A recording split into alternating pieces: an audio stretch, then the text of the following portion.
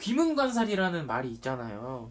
요즘은 뭐 하도 그런 게 많이 나왔으니까 뭐 네. 말 안 해줘도 아는 사람이 더 많지. 그렇죠. 근데 또 모르시는 분들이 있으니까 일단 가장 먼저 귀문관살이라는 게 어떤 거죠? 기문관살은 귀신이 들어와서 문을 닫는다가 기문관살이지. 문을 닫는다. 어. 그러면은 귀신의 통로. 어. 근데 이 기문관살이라는 건 네. 기문은 귀신이 왔다 갔다 하는 길이고 네. 살이라는 건 들어와서 문을 닫는다야. 아. 근데 기문관살도 일종의 살이지. 내가 태어난 연월일시에 따라서 기문관살이 들어오고 이런 사람들은 이제 귀신을 잘 타지.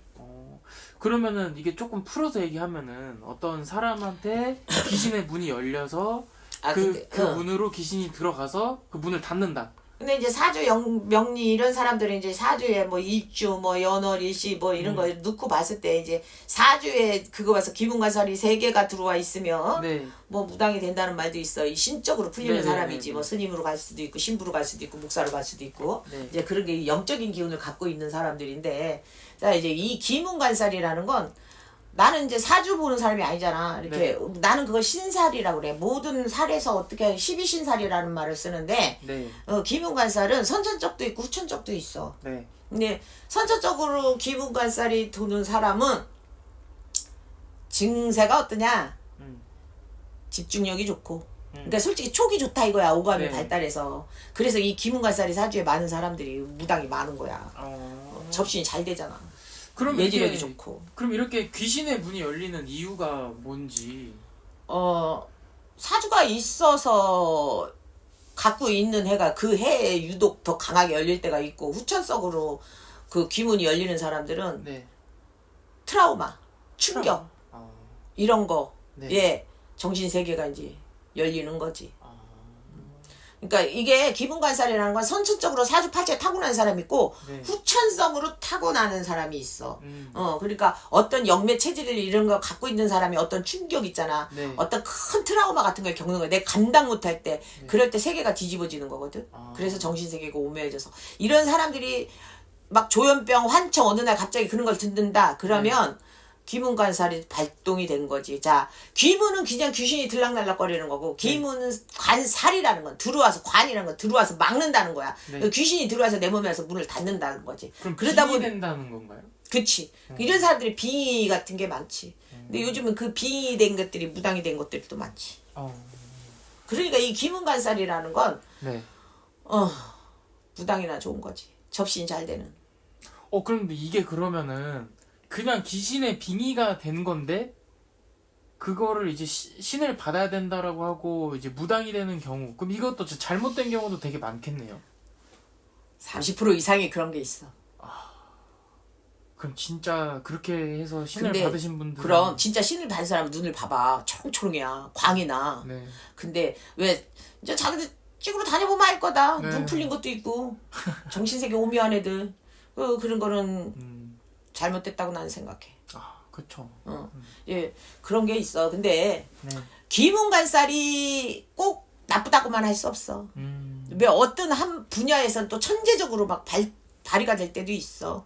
그럼 뭔가 약간 예술가. 그렇지. 그러니까 연예인들이 그는 살이 좀 많은 사람이 있지.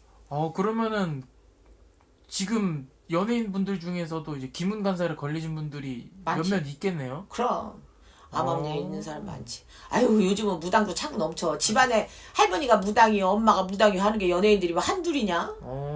신기하네. 그런 게 있는 거야. 그리고 이제 또 영매 체질이 있어. 영매 체질이라는 게 뭐죠? 신이 잘 타. 신을 잘 탄다. 오늘 그래서 이런 사람들은 있어. 이게 그 느낌 막 갑자기 소름 쫙 끼친다고 하는 애들 있지. 네네. 그 애들이 영매 체질인 애들이 좀 가끔 있거든. 네. 막 소름 막 돋는다 그러고 막 이러는 거 이상한 데 가면. 근데 이제 우리가 기문관살이 선천적도 있지만 후천적으로 안 당하는 거. 선천적으로 내가 타고났으니까. 네. 그리고 귀신 들렸을 때 아기가 생겼을 때 이 뱃속에서 엄마가 빙의가 되거나 뭐 귀신병 들려 있을 때 이게 아기가 가지면 얘가 귀태야. 이런 애는 100% 귀신병이야. 그런 것도 있어. 여러 가지가 있어. 귀태로 태어난 애들이 이제 귀문관살이 굉장히 놀고, 우리가 영화 같은 거 보면 막 악마가 몸에 깃들 수 있는 그런 체질인 거지. 근데 후천성으로 귀문은 네. 이게 충격받아서 생긴다고 했지. 죽었다 깨어나든가. 네. 막 이런 사람들이 갑자기 정신세계가 오묘해지는 거야. 그런 게 있고, 막 우리 쉽게 생각해. 이제 남자들, 특히 남자들 군대 갔다 와서 막 이렇게 정신 들락날락 하는 애들 있지. 네네네. 그런 애들이 이제 조현병 막 이렇게 갈 때가 아. 있지. 그게 충격 같은 거야. 큰 충격. 네. 막 이래 사고로 막 다쳐갖고 막 머리 부셔졌다 깨어나도 귀문이 열릴 수 있어. 그러니까 선척점과 후천성이 있는 거지. 알겠습니다. 귀문관사를 하나로 정의를 내릴 수가 없어. 그러네요. 그냥 너무 좀 그냥 다양하네요, 이게. 명리하는 사람들이 뭐 귀문관살이 사주에 몇 개 있네 이러는 거고 나 같은 경우는 그냥 12신살입니다. 신살에 올해는 기문이 발동이 걸려서 기문이 열려서 당신 인생이 이렇게 꼬입니다. 막 이런 거 몇 년 전부터 기문이 열려서 이렇게 돼서 당신이 이렇게 왔습니다. 이렇게 내가 상담을 할 뿐이지 네. 내가 뭔가로 정의를 내린다. 뭐 무당들이 어떤 걸 귀문관살에 대해 정의를 내린다. 정의가 없어. 귀문관살은. 근데 살은 쥐구마냥 돌아. 네. 그래서 어느 애는 관제가 강할 때가 있고 구설이 강할 때가 있고 어떤 때는 도화, 역마 막 이런 게 강할 때가 있고 홍염이 강할 때도 있고 막 이런 게 그 살은 쥐구마냥 돌아. 그리고 네. 또 하나 살은 밤벌레나 쌀벌레 같아.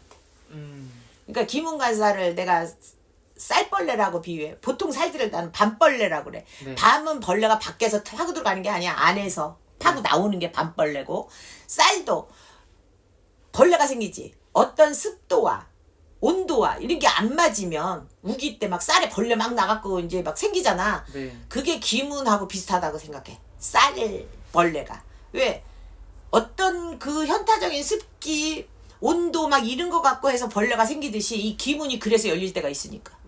그러니까 그런 건 이런 사람들은 종교적인 힘을 써야지. 네. 어떤 종교를 갖고 신앙으로 사는 건 좋다 그래. 나는 그래서 우리 영상 보시는 분들은 알지만 난 딸내미 교회 다니면 교회 다니가 놔둬라. 왜?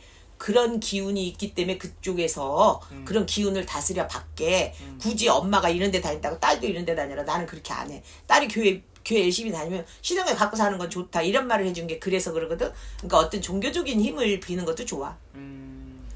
알겠습니다. 또 오늘 이렇게 기문관살에 대해서 제가 한번 여쭤봤는데 귀문관살의 정의는 없다야. 네, 그런 것 같아요. 되게 근데 뭐 다양하기도 어떤 하고. 사람들은 막 정의를 내리고 말을 하는데 정의가 없어. 근데 이제 본인 스스로들이 조심해야 돼. 그러니까 흉가 가지 말고. 흉가나 폐가나 그거 똑같은 거고 장례식장, 네. 병문안 뭐 요런 데를 많이 조심하면 되는 거지.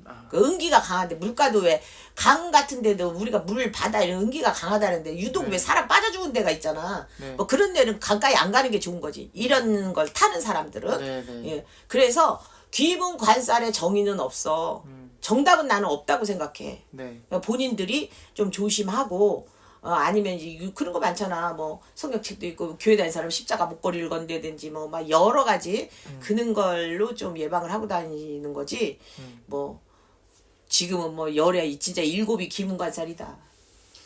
알겠습니다. 네. 오늘 또 제가 여쭤본 질문에 대해서 또 다양한 정보 알려주셔서 그냥 감사합니다. 내 말이 옳다고는 안 하지만 나는 이렇게 생각합니다로 말을 전해드리는 거니까 여러분들이 오해 없으시길 바래요. 알겠습니다. 감사합니다. 네.